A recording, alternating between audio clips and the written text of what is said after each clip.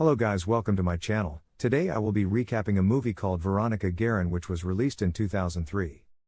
This movie is all about a reporter for the Sunday Independent who exposed some of Dublin's most powerful crime barons and drug lords in 1996. Later that year she was gunned down by assassins hired by the same criminal drug lords she exposed. Sit back, relax and enjoy the recap. Veronica Guerin, a crime reporter for the Sunday Independent, becomes aware of how much Dublin's illegal drug trade is encroaching upon the lives of its working class, especially the children, and vows to expose the men responsibly. She takes on the case and is very determined to get to the root of it and arrest all the people and suspects related to the case. In 1994, illegal drug trade drove crime rates to the highest level ever records in Ireland. 15,000 people inject heroin every day and methadone clinics registered addicts as young as 14 years of age. As a member of the Sunday Independent staff, Guerin specialized in crime stories. She soon made a name for herself in international journalism circles for hard-hitting pieces that sought to expose the truth about Dublin's increase and expand drug trade and the part that increasingly violent and ruthless organized gangs played in it. Guerin was outraged by the mob activity she documented and frustrated by the inability of the police to bring the crime bosses to justice, so she launched a virtual one-woman crusade to bring down the gangs. She had no basic training as a reporter, an editor at the Sunday Business Post later recalled. She just had a very simple philosophy that she wanted to get the truth. And she always does all she can to bring the bad people to justice. That year Veronica Guerin, who is a journalist who is known for reporting church scandals and corporate corruption, started writing about crimes, during her story writing and research. Guerin's investigative style was a combination of tenacity and boldness. She typically worked out of her car rather than an office, staying on a story for weeks and weeks long after many other reporters would have given up. Sometimes she even camped out on a person's doorstep for days until he would agree to talk to her. And she has never relied strictly on police sources for her information. Instead, she went directly to the criminals themselves, persuading many of them to talk to her and detail their activities. Mindful of strict Irish libel laws that make it illegal for reporters to identify suspected by their name, she was careful to identify the subjects of her articles only by their street names or by colorful nicknames such as the Monk, the Coach, and the Penguin. Her work brought her face to face with gangsters, but she cannot connect any of the gangsters to the drug until all the information she has been gathering gets her deeper into the gangsters' world. These gangsters produce hard drugs and sell them to minors on the street, in schools, and in all kinds of shady places. Veronica vows to bring them to justice. Guerin begins by interviewing the prepubescent addicts who shoot up on the street or in abandoned buildings in the housing estates. She notices young teenagers injecting themselves and different types of syringes all around. She tries to get more information from the kids, but they are already out. Her investigation leads her to major suppliers and John Traynor, a notable source of information about the criminal underworld. Traynor is willing to assist her to an extent but is not above misleading her to protect himself from nefarious drug lord John Gilligan. John Gilligan is an extremely dangerous drug lord and he will pretty much hurt anyone who interferes with his business. To steer her away from Gilligan and also to protect them so there will not be any trouble, Traynor suggests Jerry Hutch, a criminal known as the Monk, is in charge of the theft.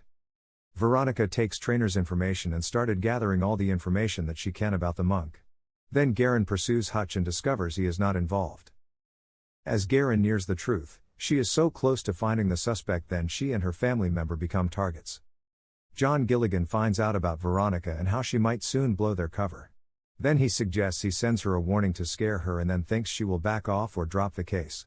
At the same time a bullet is fired through a window in her home as a warning fails to stop her. Veronica figures out that it might be a warning since she noticed that the bullet was not targeted at anyone and also they will not make a move unless they are desperate with that. She concluded that she is getting closer to the truth, but instead of that to scare her, it gives her gut instead to pursue the case. Since she is close to the truth, John Gilligan, seeing that Veronica is still looking for more information, sends his guards to go after her. Just a couple of months later, in January 1995, Guerin opened the door to her home and came face to face with a man who pointed a handgun at her head, then lowered it and shot her in the thigh instead. The man fled and was never identified. She later speculated that the shooting was in retaliation for an article she had written about the theft of $4 million from a supposedly secure depot near the Dublin airport, the largest cash robbery in Irish history. Guerin interviewed a known con man who was reportedly the chief suspect in the heist and described him as the local head of a crime syndicate.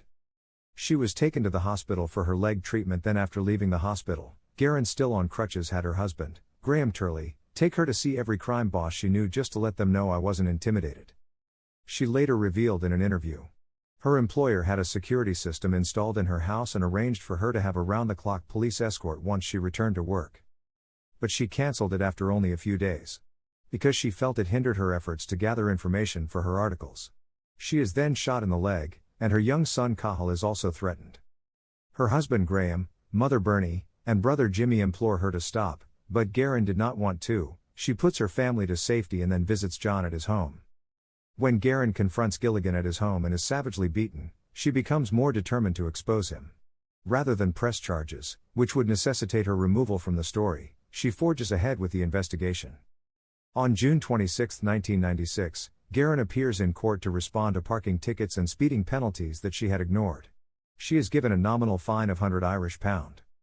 On her way back home she calls her mother and then her husband to report the good news. She calls her office, and as she is speaking to her office while stopped at the traffic light on the Nas dual carriageway when two men riding a motorcycle pull up beside her. The driver breaks the window of her car and shoots her 6 times. The two flee and dispose of the bike and gun in a nearby canal. They did not leave any trace. After the murder of Guerin, Bowden was arrested, as were the other members of Gilligan's gang who were still in Ireland. In an agreement with the Attorney General of Ireland, Bowden agreed to turn state's witness, and become the first person to enter the Republic's witness security program. Granted immunity from prosecution for the murder of Guerin, he was the only witness to give evidence against all 4 drug gang members at their trials in the Special Criminal Court: Patrick Holland, Brian Meehan, and John Gilligan. The investigation into Guerin's death resulted in over 150 other arrests and convictions, as well as seizures of drugs and arms. Drug crime in Ireland dropped 15% in the following 12 months. Which means they got the right person. In 1997, while acting as a Garda witness, Bowden named Patrick "Dutchy" Holland in court as the man he supplied the gun to, and hence suspected of shooting Guerin. Holland was never convicted of the murder, and he denied the accusation until his death in June 2009 while in prison in the UK. Guerin is mourned by her family, friends, associates, and the country. Her violent death results in the establishment of the Criminal Assets Bureau, and Gilligan, along with several of his henchmen, are tried and sentenced to lengthy prison terms. The Irish responded to Guerin's assassination with shock, sorrow, and outrage.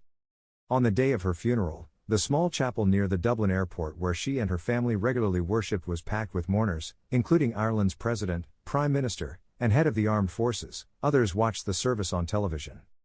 On July 4, the day labor unions across Ireland had called for a moment of silence in her memory, people on trains and buses, in stores, and on the street, sat or stood quietly and bowed their heads in tribute. Admirers lined up in front of the offices of the Sunday Independent to leave flowers and sign a condolence book. The epilogue states that Veronica Guerin's writing turned the tide in the drug war. Her murder galvanized Ireland into action. Her death inspired many people, and thousands of people took to the streets in weekly anti-drug marches, which drove the dealers out of Dublin and forced the drug barons underground.